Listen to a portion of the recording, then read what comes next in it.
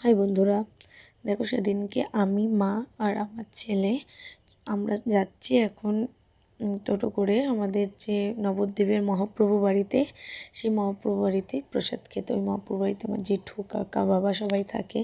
তো ছোটোর থেকে মহাপ্রভু বাড়ির প্রসাদ খেয়েই আমরা বড় হয়েছি।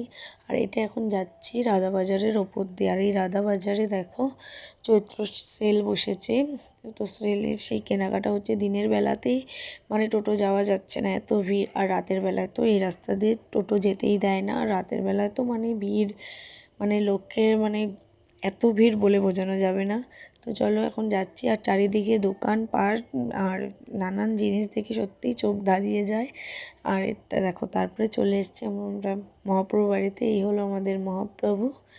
আর ছোটোবেলার থেকেই মহাপ্রভু বাড়িতে আসি। মহাপ্রভু বাড়ির সাথেও অনেক স্মৃতি, অনেক কিছু রয়েছে।